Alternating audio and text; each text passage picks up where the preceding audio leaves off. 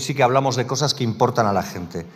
Y yo quiero también referir y empezar con algunas de las cosas que se van a votar hoy y que algunos diputados y diputadas pretenden tumbar.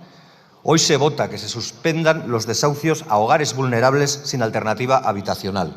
Alternativa habitacional que tienen que proveer las comunidades autónomas y entidades locales, que son las competentes en el ejercicio de su autogobierno y de su soberanía, pero para las que existe un fondo económico que pueda proveer de solución o respuesta para el casero que se queda sin percibir el ingreso.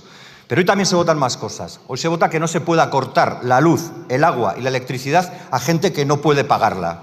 Porque luego en el siguiente punto se nos hablará de los pensionistas. Y hoy se olvida que muchos de los que sobreviven sin que les corten el agua, la luz y la electricidad son precisamente pensionistas con pensiones muy bajas. Para aquellos que van a votar no a esto, pero sí a lo siguiente.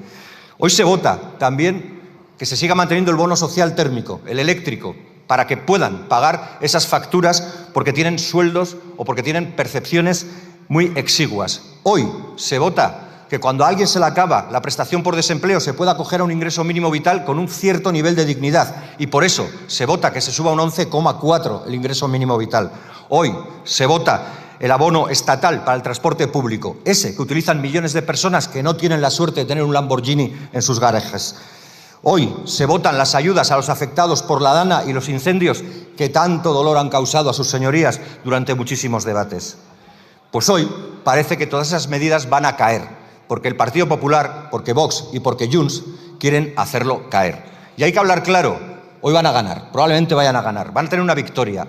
Ya les anticipo que es una victoria pírrica. Como decía Pirro, es una victoria que se tornará en derrota, porque no van a encontrar siquiera argumentos para defender su posición. Es una victoria que tornará en derrota porque castigar a los débiles no es justicia, es crueldad.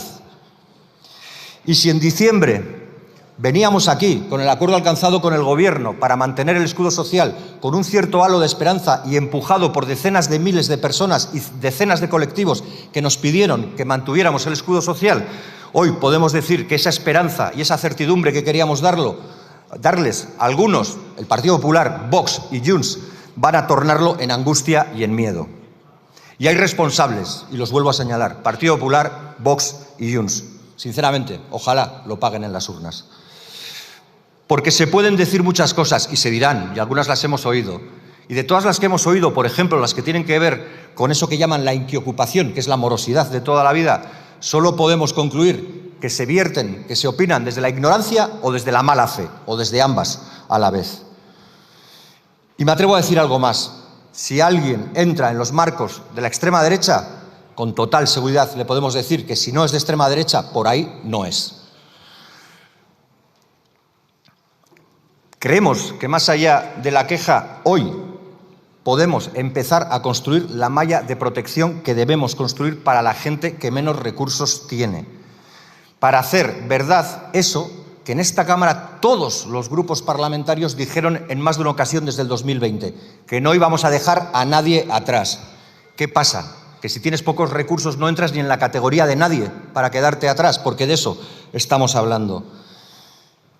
Nosotros vamos a votar a favor de esta iniciativa y estamos comprometidos con la búsqueda de alternativas a este revés que hoy vamos a tener en la votación, para que nadie se quede atrás, porque tenemos palabra, pero sobre todo y fundamentalmente porque no nos resignamos a vivir en una sociedad donde la injusticia marca la línea divisoria entre los que pueden acceder a garantizarse algunos derechos y los que se quedan fuera de todos ellos. Porque, señorías, de manera consciente o inconsciente, ustedes, los que van a votar en contra, están profundizando en la idea de Jürgen Habermas del chauvinismo del bienestar, el que marca mecanismos de exclusión porque entienden que la escasez cada vez es mayor para ir alejando a gente de las posibilidades reales de tener una vida digna. Les sonará aquello de sobra gente. No hay recursos para toda esta gente. Esa es la realidad a la que nos estamos enfrentando. Y hay algo todavía más insoportable que lo que he señalado, y es que se fomente, se cultive la porofobia, el odio al pobre, como si fuera un estigma al que algunos o algunas parece que pueden huirle eternamente. Pero no se engañen, la pobreza le puede perseguir a cualquiera y a la pobreza le pueden llevar miles de decisiones. Nadie debiera ser tan insensible como para entender que nuestra acción en política es conseguir dejar las cosas siquiera un poquito mejor de como las encontramos. Porque todo lo contrario a eso, y finalizo, todo lo contrario a hacer lo que podemos para dignificar la vida de la gente es pura y simplemente maldad. Comienzo anunciando el sentido de nuestro voto. Nosotros vamos a votar a favor de esta revalorización de las pensiones, como lo hemos votado en ocasiones anteriores, cuando iba con otras medidas igualmente necesarias o ahora que va en solitario. Y estamos convencidos de que va a salir adelante esta iniciativa, pero creo que conviene al menos señalar que la coincidencia en el voto probablemente no obedece a lecturas compartidas, porque hay quien puede llegar al voto afirmativo desde una convicción en que lo que proponen los y las pensionistas es justo y de recibo, ese es nuestro caso, pero también nos consta que hay quien llega a esta posición por la presión de los y las pensionistas en las calles de manera sostenida o por el propio peso demográfico que tiene un colectivo con millones de personas incursas en una misma realidad, que es la de ser pensionista.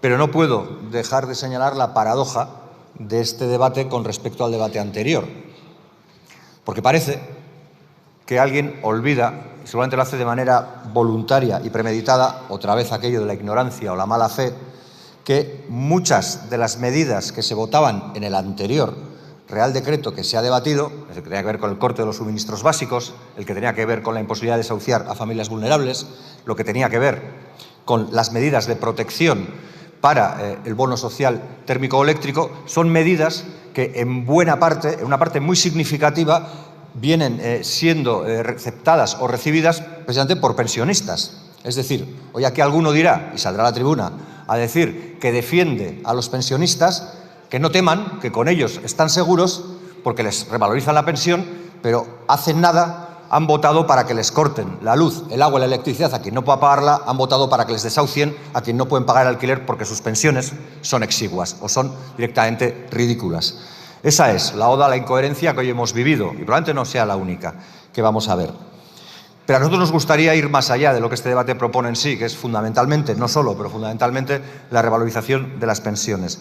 Nos gustaría ir en la senda que han marcado los y las pensionistas en la calle, desde el 15 de enero del 2018, dándonos lecciones, al menos en Euskal Herria, semana a semana, pueblo a pueblo, decenas de pueblos donde los pensionistas y las pensionistas salen a defender sus derechos. Derechos que incluso vertebran y articulan en torno a una iniciativa legislativa popular, tristemente rechazada por una mayoría en el Parlamento de Gasteiz, pero que planteaba que el salario mínimo interprofesional sea el equivalente a la pensión mínima o que la pensión mínima nunca sea inferior al salario mínimo interprofesional. Una demanda de absoluta justicia avalada por más de 100.000 firmas y que iba a dar respuesta a en torno a 100.000 personas de la comunidad autónoma vasca y que, como digo, tendrá que seguir esperando. En cualquier caso, y desde aquí, desde esta tribuna, volvemos a mostrar nuestro apoyo, el apoyo de Euskal Herria Bildu a la justa reclamación del movimiento de pensionistas de Euskal Herria, que se llama así, pese a que a alguno le parezca una entelequia, aquello de Euskal Herria, algo sabrán, porque veteranía les sobra y años de lucha también. Pero como digo, no hay que quedarse solo en esa reclamación. También tenemos que ser sensibles con una realidad sangrante que se arrastra durante décadas, la que tiene que ver con las exiguas pensiones de viudedad, la que tiene que ver con unas pensiones no contributivas que no alcanzan para desarrollar proyectos de vida dignos, la que tiene que ver también con la equiparación en derechos a relaciones de convivencia no legalmente o formalmente o con papeles establecida. Es decir, todo el mundo es consciente de que siendo pareja de hecho o matrimonio, sea civil o religioso, se puede optar a unos beneficios o derechos en lo que tiene que ver con prestación de pensión, pero hay gente que no habiendo regularizado de esa forma su relación de convivencia, probada y probable, se ve privada de esa posibilidad. Creo que hay una tarea pendiente y algunos tribunales ya lo están señalando así en algunos ámbitos. Y tampoco queremos caer en este debate en esa estúpida y cruel dicotomía que pretende enfrentar a los mayores con los jóvenes, la que viene a señalar a los mayores como el responsable de la dificultad del despegue en los procesos vitales de los jóvenes. Es otra vez, y lo he dicho antes, el mismo mecanismo de exclusión que plantea aquel que piensa que somos demasiados, que sobra gente y que en cualquier caso los recursos no llegan para todos. Pero también habría que decirles, por pura constatación de hechos, y esto ya no tiene que ver con la posición política de cada uno, que ni siquiera eso es cierto, que cuando gobernaban otros, por ejemplo, el Partido Popular, con el señor Rajoy al frente, eran decenas de miles los jóvenes que se tenían que ir fuera para buscar una alternativa vital digna. Era el mismo tiempo en el que a los pensionistas se les subía, magnánimos fueron, 0,25 céntimos de euro la pensión en un gesto de enorme generosidad. Ya ven, ahí no parece que la medida o que las medidas que llevaba a cabo ese gobierno beneficiaran a unos o a otros. Casi podríamos decir que les fastidiaba a ambos por igual. Pero hablaba antes de una incoherencia y quiero señalar otra. Aquí hay miembros de formaciones políticas que se rompen las manos a aplaudir a un psicópata que sueña con motosierras y que quiere implantarlas por todo el mundo. Y estoy hablando del señor Milei. Yo no sé si van a seguir manteniendo ese aplauso entusiasta al señor Milei cuando los datos nos dicen que gracias a sus políticas que han hecho que los pensionistas en Argentina no puedan pagar las medicinas que necesitan, la tasa de mortalidad entre la población mayor haya aumentado de manera muy significativa. ¿Es ese el modelo que quieren traer para el Estado español? Sean honestos y díganlo. Si quieren imitar a Milei en todo, probablemente en esto también. Sería bueno que los pensionistas, por su propio cuidado y el de su salud, lo supieran para no dejarse engañar con tanta palabra hueca sobre las bondades y sobre la belleza del ser pensionista. Y finalizo. Nosotros vamos a seguir defendiendo siempre un sistema público de pensiones y estaremos siempre en contra de todas esas edulcoraciones que nos quieren meter vías mochilas austríacas y demás. Y voy más allá, porque no queremos engañar a nadie. Nosotros queremos un sistema público de pensiones vasco y queremos gestionarlo nosotros y nosotras. Y probablemente haya quien diga que ¿cómo se puede decir esto si el sistema actual está pagando más a los pensionistas vascos de lo que aporta la sociedad vasca en su conjunto? Pues traeré las palabras de un representante del Partido Popular, ahora portavoz en la Cámara de Gasteiz, en esta misma tribuna, cuando dijo aquello de que durante décadas los vascos hemos sido aportadores netos al sistema de pensiones. Por tanto, dábamos más de lo que recibíamos. Parece que ahora no es así, y ciertamente no es así. Bueno, pues ese es el problema, y para no entrar en disquisiciones de cuántos años dimos y cuántos estamos recibiendo, déjennos gestionarlo a nosotros y a nosotras, quítense esa carga de déficit que parece que les suponen nuestras pensiones, que ya demostraremos de que somos capaces de hacerlo de mejor manera y con mayor tino.